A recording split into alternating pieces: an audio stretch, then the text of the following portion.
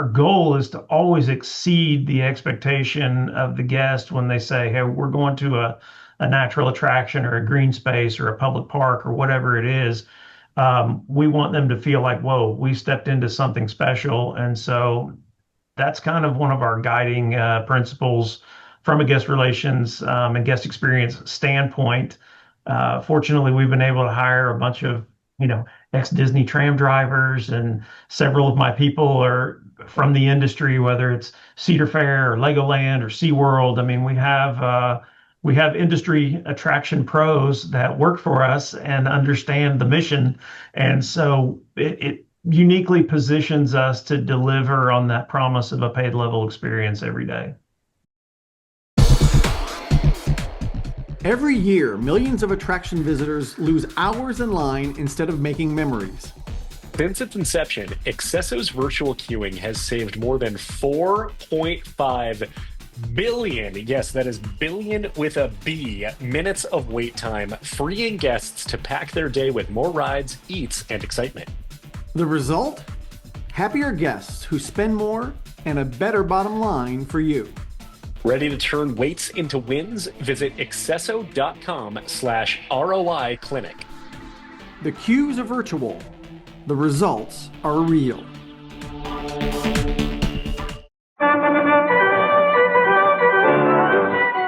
Welcome to the Attraction Pros podcast, where we discuss the latest trends and challenges facing the attractions industry today. We chat with some of the top leaders in the field and provide resources that will help develop your career in this great industry. I am Josh Liebman. I am obsessed with the guest experience and helping attractions make that their top priority for success. And I'm Matt Heller. I am passionate about organizational effectiveness, leadership development, and employee engagement. Now sit upright, hold on tight, and get ready for the Attraction Pros podcast. Hey, Matt, how's it going? It's going fantastically, Josh. How are you? Doing great. Question for you. Yep. Actually, two questions for you. All right. Questions I've been wanting to ask you for a very, very long time. Uh-oh. We've been doing this podcast for well over 8 years, right? Yes. What episode number did we have our first guest named Matt? I don't know. The answer is 10. Matt Eckert, not even 2.5 months into starting this podcast. We had our first Matt on. That's my first question. Question two. It's a random question, but okay. What episode number did we have our first guest named Josh? Is it this one? 436. It took this long, but we finally have a Josh on the podcast. That's not me. That is awesome. That is awesome. And the Josh that we have today was incredible. Josh Henderson is the CEO of Bonnet Springs Park in Lakeland, Florida. And we get to hear all about not only his experience in the industry, but how he's taking that from a lifeguard to an executive, as you said, and is now leading a very productive natural attraction. Yeah, his career path, there's some, heavy hitter names on there. Six Flags, Great Wolf Lodge, and so many others. And being at Bonnet Springs Park in Lakeland, he definitely describes the paradigm shift between going from the for-profit amusement theme park world into the privately funded public park. And he walks us through the business model, which was really interesting to hear, and just how different it is from so many other attractions that we're used to learning from, and really even thinking about we need to drive EBITDA, we need to increase our per cap by X amount.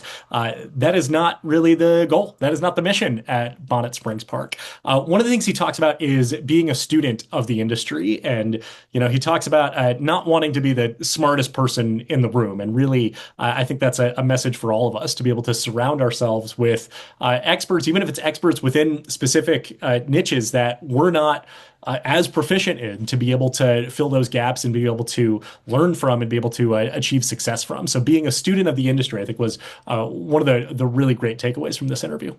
100%. And I would also say that I appreciated how he talked about the involvement of the community, not only as patrons of the park, but also how they kind of dictated the business model. He said when the park was being developed, they sent out surveys and they did focus groups and they said, tell us what you want to see in this park. And that is what now we would see. If we went today, that's what we would see is what the community wanted.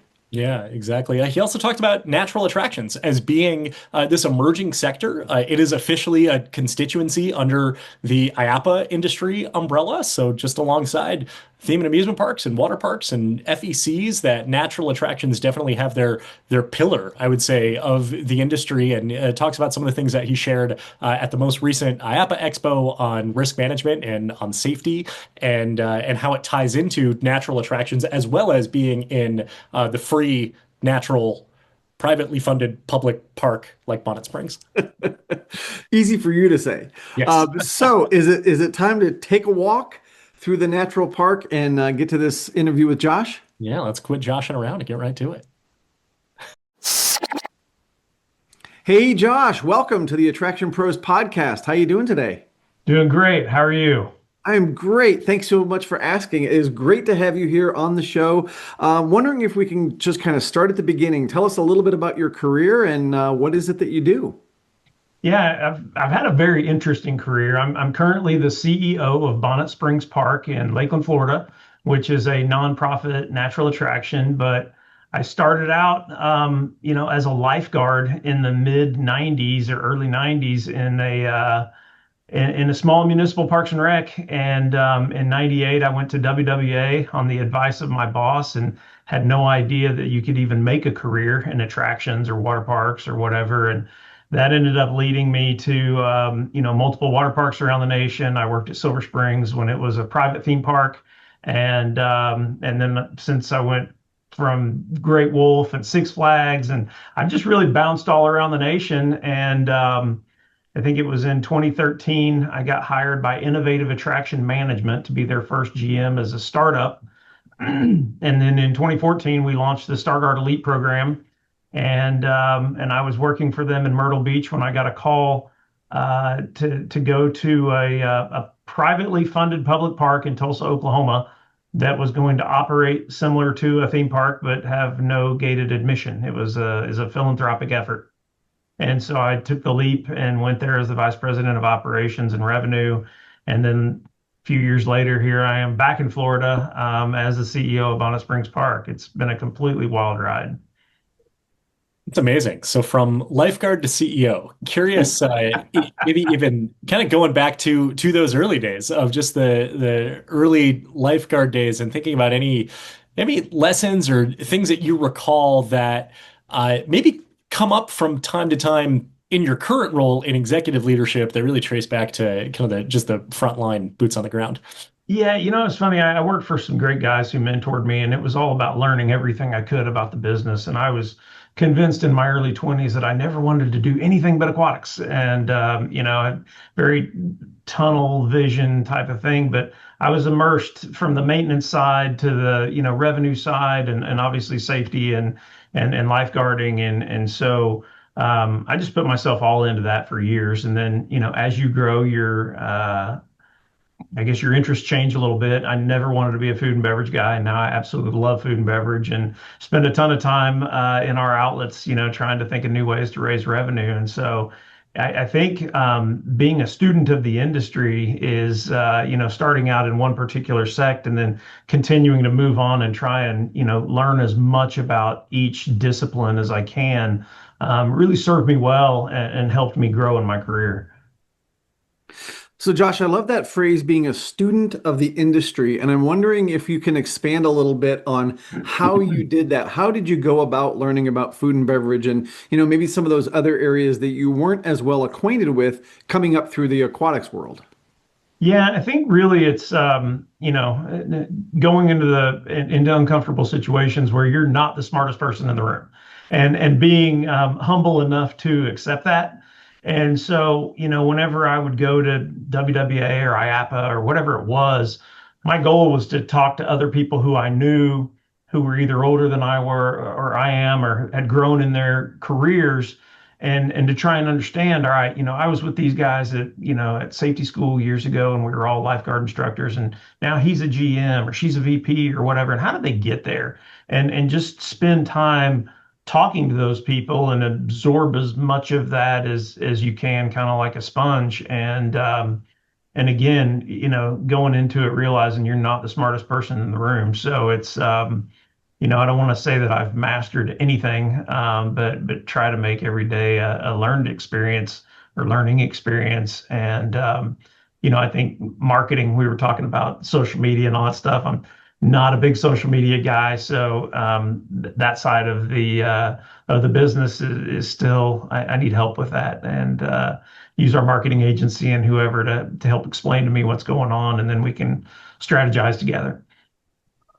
Especially since something like marketing and social media is just moving at such a fast pace that that Yeah, I we can't need keep those up. experts. We need those experts who are staying on top of that to tell all of us what to do it in the best ways. And uh, not even going to mention AI and getting into that, and the people who are becoming experts in that to be able to help the rest of us continue to grow from it while acknowledging that we don't have all the answers, but we at least know what the end goal might be. So. Absolutely. And I mean, ultimately in marketing is to get as many people to come see us as we can. And so, it's an ever-changing landscape, and no one person corners the market on good ideas. And so I think that when you build that team around you and you bring in those experts, hopefully you can learn something from it and have a positive impact on your business.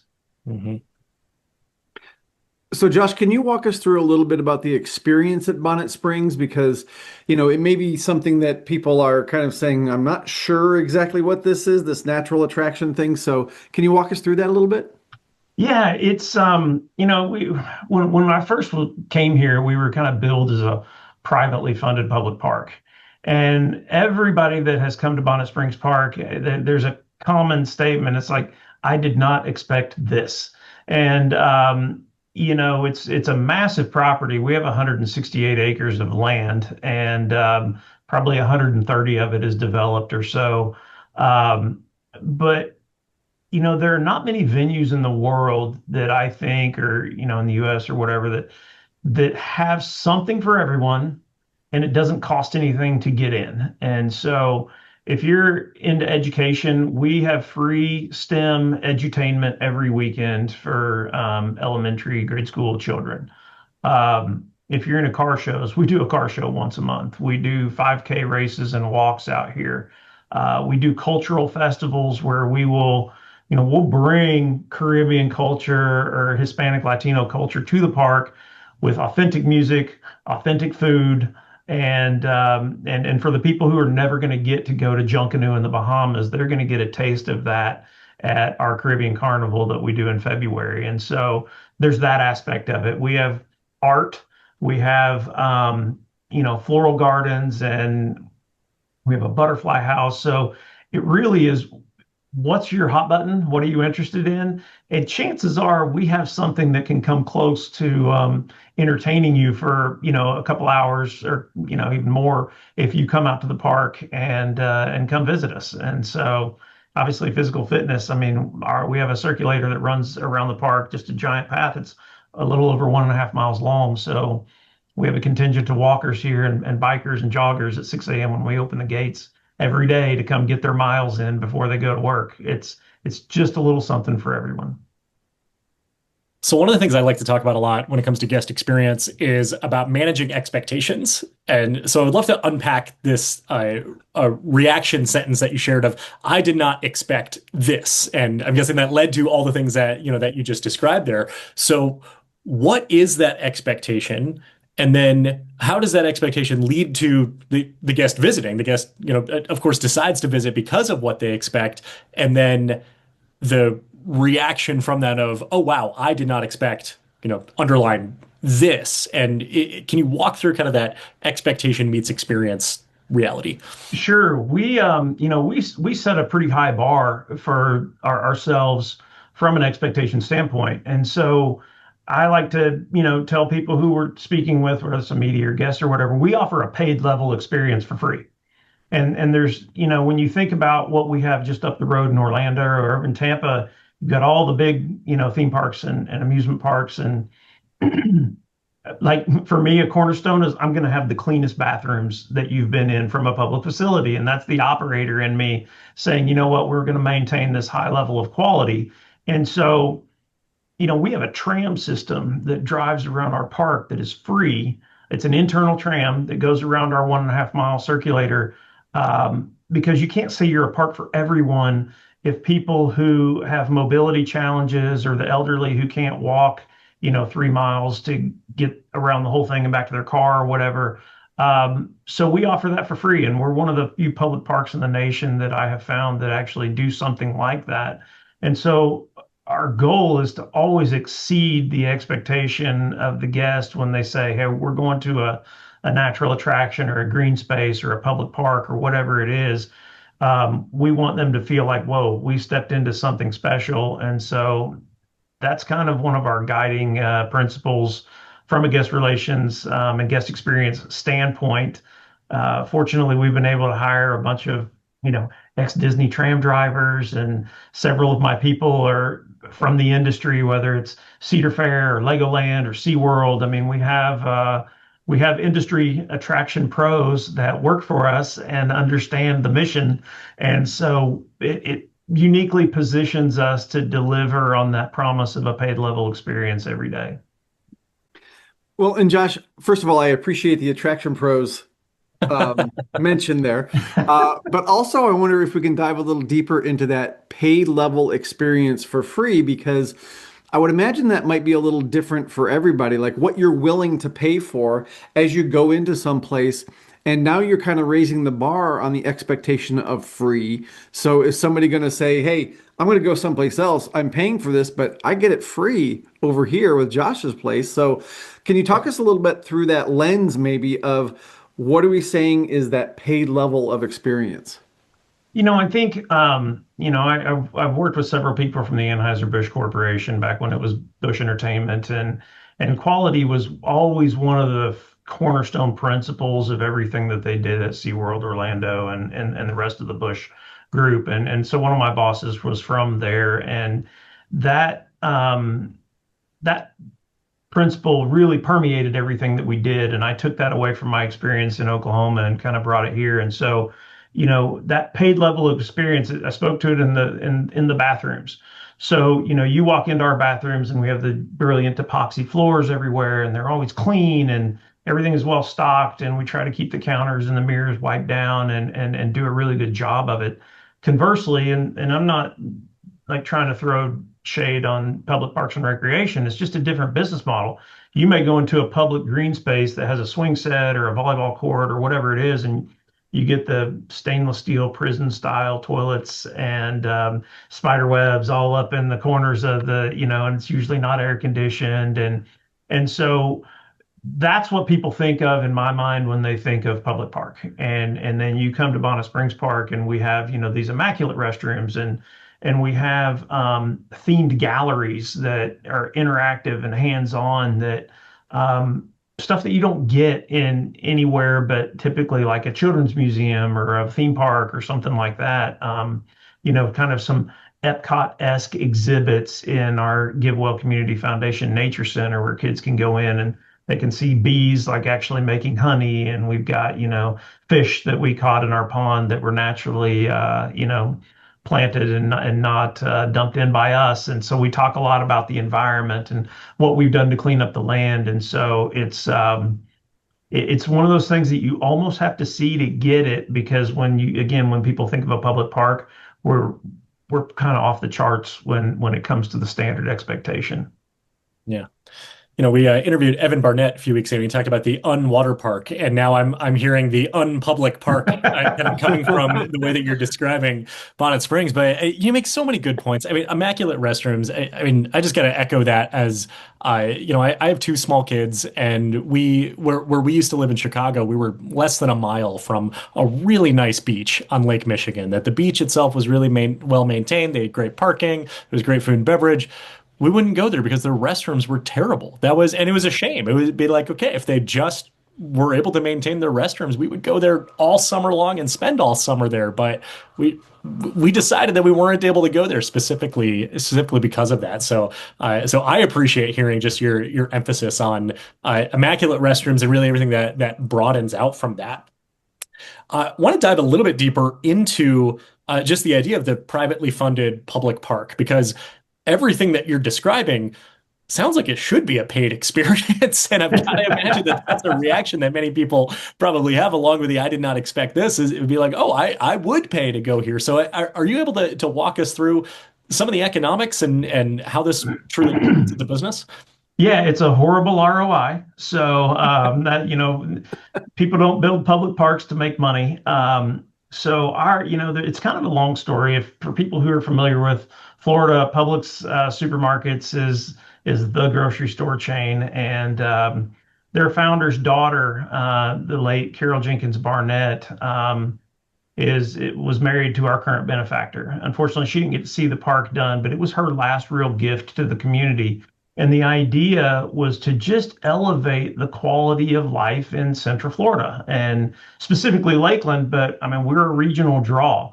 And so, before we got open, we had spent $100 million on this park that we were never going to make money on. It is only operable because of donations. And so, it's always funny to read some of the comments on Facebook. It's like, oh, they're only doing this for the money. And it's like, well, actually, our ledger's pretty red at the end of the year, apart from our donations. So the amount of money that we're able to raise selling food and beverage and renting venues doesn't even cover 33% of our operating costs on an annual basis. So, it is truly a philanthropic effort. And I think a lot of the community does recognize and does appreciate that.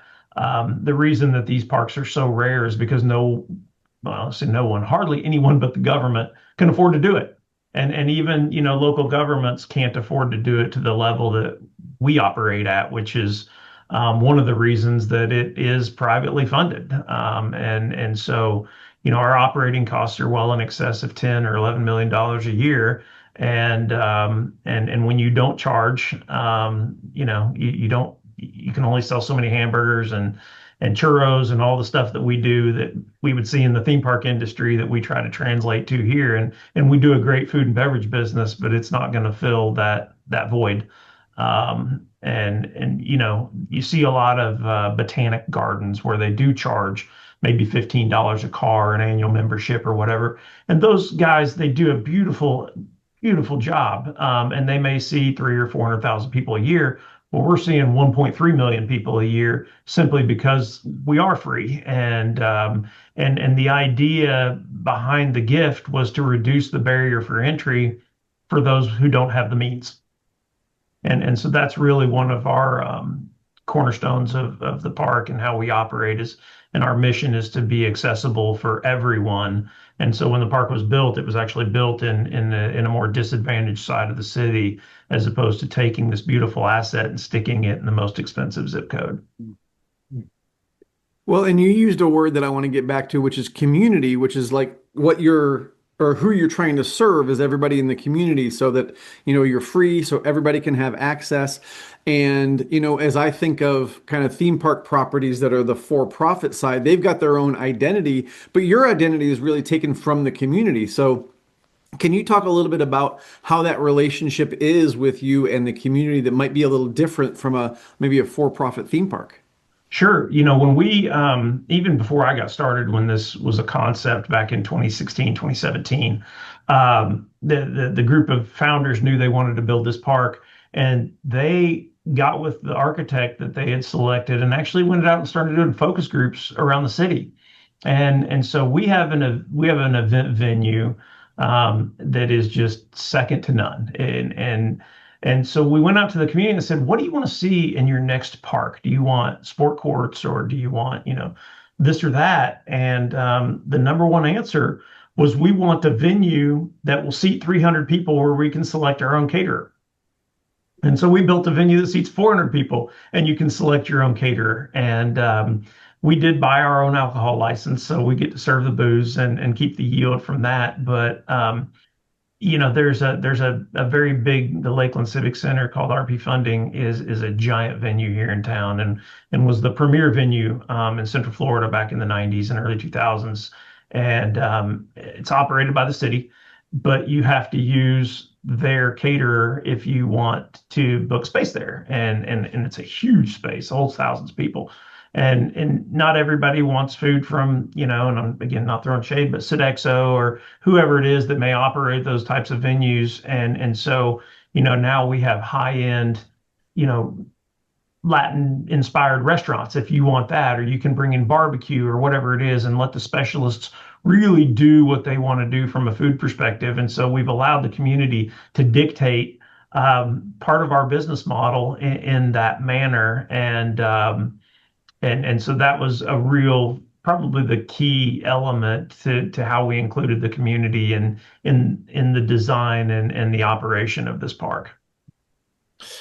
So I took a look at your Google reviews, and by the way, you've got 4.9 out of about 2,500 reviews, which is incredible. But there was one from just 2 weeks ago where somebody said the community should be proud of their accomplishment.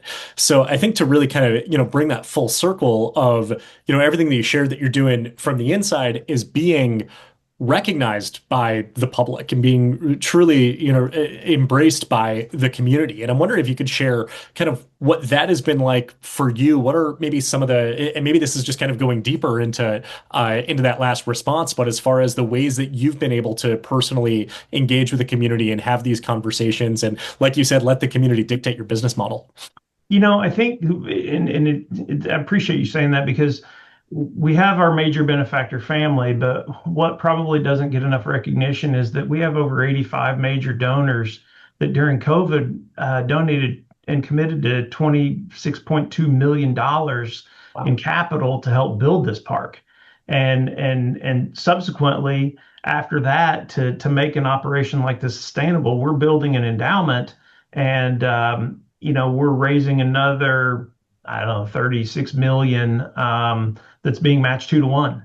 And all of that is community and all of that is coming from Lakeland and the surrounding areas.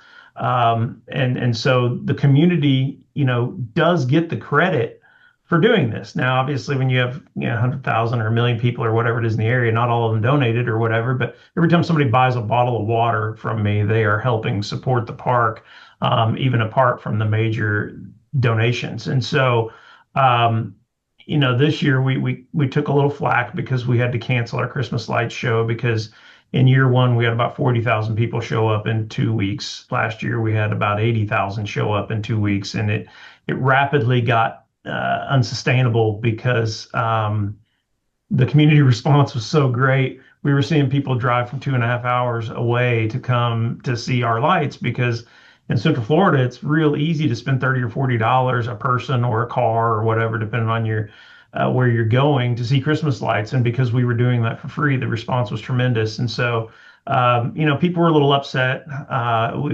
about that, but we said, hey, look, here's our plan.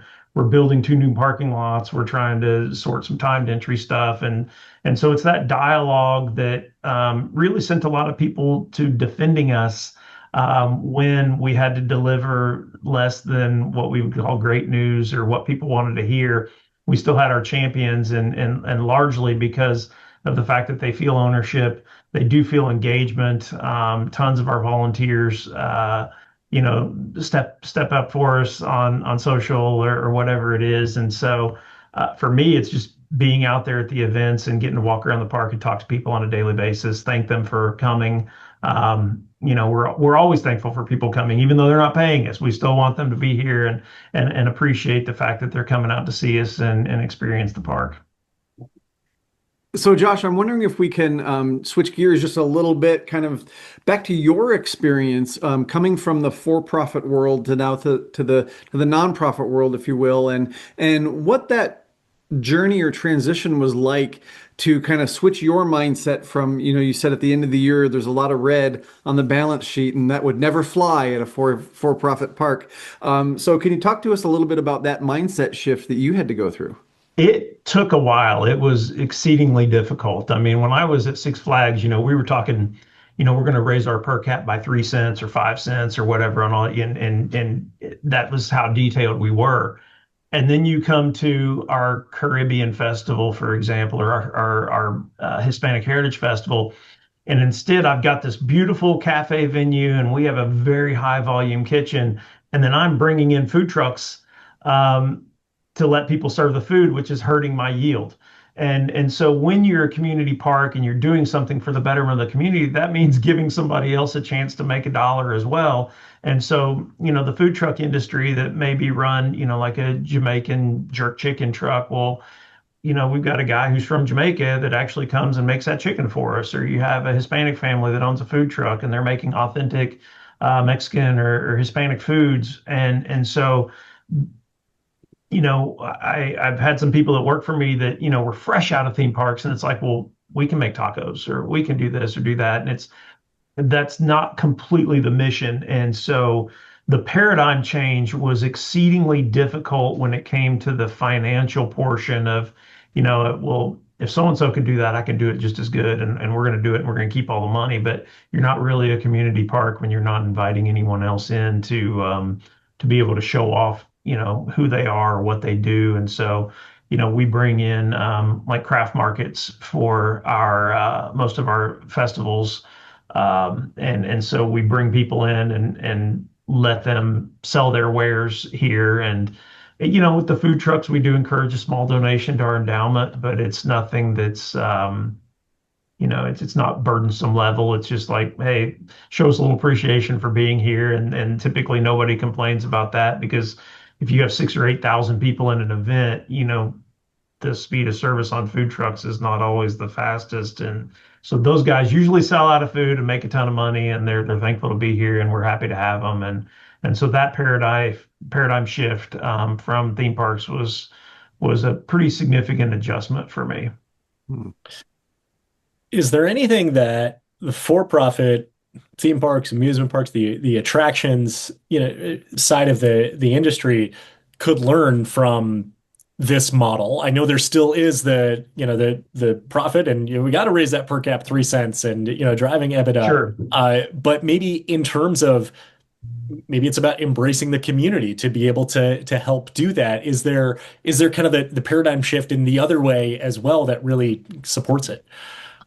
Yeah, that's a good question. Something I never pondered. It's because so much of what we do was born out of, the collective team's experience in our industry, so to speak, apart from the nonprofit side. I think, I do think that the awareness of what it is that we do is foreign to most people. This is a great model to be in, where I get the benefits of being in the nonprofit sector, and I get the benefits of doing all the things that we've done in major parks, and whether it's water parks or theme parks or whatever it is. And so I think in general, there needs to be more awareness, which is why I'm thankful for the nature and adventure attractions thing that we did at IAPA this year, because being able to tell that story about what we do, and our approach to inclusivity, especially from a mobility standpoint or a design standpoint. Our 130 plus developed acres is all ADA compliant, and so we were very intentional in the design of that, and that's one of the things that certainly coming from the older water parks that I've worked at in my career, we were not ADA compliant at all because they were mostly grandfathered in or whatever. So I think that the intentionality, which I think that the big guys up in Orlando do a really good job of intentionality in their design, but trickling that into smaller businesses like we have here, I think is probably something that budding developers could take a look at and say, well, what did they do there and why did they do it, and learn more about it. You can still design profit into intentionality, obviously, and so looking at that and looking at the statement of quality, which we definitely have here, is something that I think the rest of the industry should take a second look at. And it really feels like this is an emerging market, kind of under the attractions umbrella, that it's no longer your grandfather's city park, Right. anymore. And so where do you see some of the maybe opportunities for people that maybe hadn't even considered this as a career path or even just a business opportunity? Yeah, I think again, it is an emerging market, so maybe it barely existed when I got into it back in 2017. But I think that it goes back to my, tunnel vision mindset when I was in aquatics of this is the only thing that I want to do my whole career. And obviously, as I grew up and got older, I'm not the guy to be training lifeguards with my shirt off anymore. So, you grow up and mature and your interests change a little bit. So I think whether it's zoos and aquariums or theme parks or whatever, I mean, I think you kind of need to look at the industry as an umbrella as a whole, and so good business is good business, and creative thinking is just that. So whether or not you're running a nature park or you're running a water park, there's a lot of tie over in the two, and so just trying to be a good businessman or good businesswoman and make sound decisions. Um, don't take your funding for granted, which happens a lot in the nonprofit sector. And so I think that strict financial control and all that stuff, and just going back and being good business, you can say, you know what, I can achieve what I want in this free to enter venue just the same as I would over here, unless what I want is to build roller coasters, which is not what we're doing, but we're building family experiences. And, I always joke that when I see a kid crying as they're heading back to the car at the end of the day, gives me a good feeling because they didn't want to leave, and so it's like, I'm not ready to go home yet. And whether you see that at a theme park or you see that here at Bonnet Springs Park, it's like, hey, you know what? We fulfilled the mission today of making that kid have a great day. And they're going to come back and see us again. And so I think that, that's kind of my thought on the whole thing, regardless of whether or not people are paying to get in or coming for free. Yeah. And in the theme park world, that kid crying because they don't want to leave is a perfect sale towards an annual pass. And then you've got a much Absolutely. softer transition of come back tomorrow. It's free. Yeah, Come back. absolutely. And if you come back and have lunch the second day in a row, then that's great for me. And it's really, we still look at our business in the same per cap model. The numbers are just exponentially smaller. So you mentioned kind of just this emerging sector of natural attractions. We briefly mentioned IAPA, but wanted to bring that back in. You presented a session on best practices about reducing risk and creating a safer experience at natural attractions. And curious if you can tell us, you don't have to give us the whole session, but maybe some of Sure, the highlights in sure. general of what you covered there.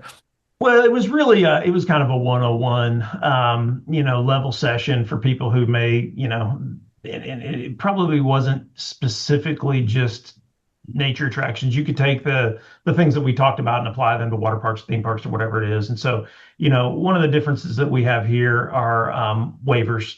And so the first thing that we talked about is the use of waivers. And so, the people that I spoke with, we had an attorney on and we had an insurance person on. And so it was, kind of giving a perspective on, how to do the right waiver. Do waivers hold up? Are they good? And what are you going to do if you choose to waiver your facility, and how does that work? And so just speaking about technology, and I've been doing waivers for over a decade at various venues, and the number of times that Donald Duck has signed a waiver or whatever it is, and you go back and you pull it up and you're like, hang on, that guy didn't ride my go-kart or whatever it is. And so yeah, obviously technology and smartphones has made those a lot more efficient in how we use them. And so we spoke a little bit about that. We talked a lot about signage, and notification. Obviously, my risk tolerance here is a lot greater than what you see in most paid attractions. As a public park, we have signage that speaks to people, say, hey, this is a play at your own risk facility. If you come to choose to do the wall climb in the playground and you fall off and break your arm, that's because you chose to do it, not because our attraction was deficient. And that's one of the great things about being a free and open public facility is that, when we were at Six Flags or Great Wolf or Palace Entertainment or whatever it was, you're always getting served because somebody fell or, whatever it was. It's been a different mindset here, which I certainly appreciate, as a venue that doesn't collect a gate.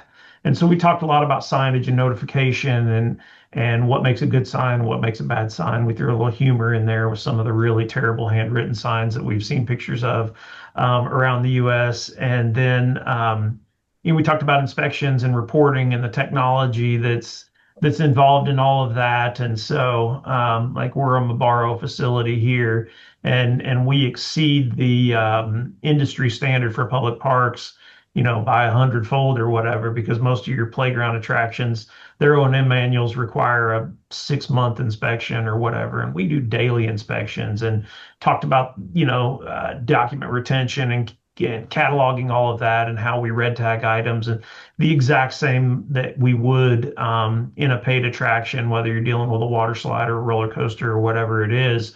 The standards are the same in the paid level attractions that we operate under here, because we want to keep people safe. And so we talked a lot about that. And it was a very well received one. I was afraid nobody was going to show up. There were 3 panelists, and we're like, great, it's 8:30 on Wednesday morning. There's going to be 5 people in the room, and we'll be out of here in 10 minutes. And actually, the room was it was a well received session. The room was pretty full, and we had some great guest interaction at the end. But again, it was a 101 level stuff that was learnings that we took from the paid experiences, and certainly in our case of being free, how we've kind of adopted those to raise our standard of care and our standard of quality, and to look after our guests as best we can when they come to visit us. I love hearing about the daily inspections because that takes me back to my ride operator days. And from a paid experience, you would expect that things are going to be looked after every single day. When I go to my local city park, I don't know that everybody's looking at the swing set every day or the dog facilities every single day. You just don't know. Absolutely. And so when I was with all the guys from SeaWorld in Tulsa when we started this, and we were just, this was kind of, the whole thing was new back then. And so we were just brainstorming, well, what are we going to do? Well, let's just do what we've always done. And that involves daily inspections. And one of the interesting things about the park in Tulsa, as well as the park here in Florida, we have massive attendance. And as you guys know from our industry, people tear things up. And so when you look at a public city park that has some swings or whatever, and there may be, you might have days where there are not even 10 people using that attraction. Well, we have hundreds upon hundreds using ours every day. It's a necessity that we put our eyes on it every day to keep our guests safe, and to make sure, again, that we're providing that quality experience. And hopefully when something does break, that we can get it repaired as quickly as possible. Because again, the usage does wear things out much quicker than these manufacturers expect in our type of environment. Sure. So Josh, we've got a few minutes left before we need to start winding down, but there was one thing that you mentioned earlier that ties in with a lot of kind of what you've been talking about the last several minutes as well. But you mentioned elevating the quality of life in Central Florida, and you mentioned Tulsa, and we had Tony on many years ago, and he was a gathering place, and talked about it from that standpoint. We had Brian Kilpatrick on about a year ago at Trinity Park Conservancy in Dallas, and kind of connecting a lot of the dots.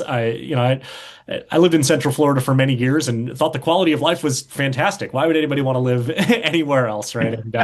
And then now, having left it and been gone from several years, now I reflect on it and thinking, well, really needed my car to go everywhere. And I was going from strip mall to strip mall and parking lot to parking lot, and 6-lane road with a giant median. If I wanted to walk anywhere, those are the streets that I'm crossing. And I curious as far as just, everything you're describing in terms of Bonnet Springs, we use the word escapism in our industry. And I think that sometimes that word gets, very overused. I just think of a small island, little palm tree, and I'm sitting on it. Right. But what you've described is almost an escapism from just your day-to-day activities and errands and commute to work and back and forth. And so I'm curious if you can just touch a little bit on that as well, as far as, how do you elevate the quality of life in Central Florida? Well, and to be cliche, it's funny when you started asking the question, escapism was the first word that popped into my head, and maybe we've been trained to say that or whatever. But, as a crow flies, we're a mile from downtown Lakeland, maybe. And,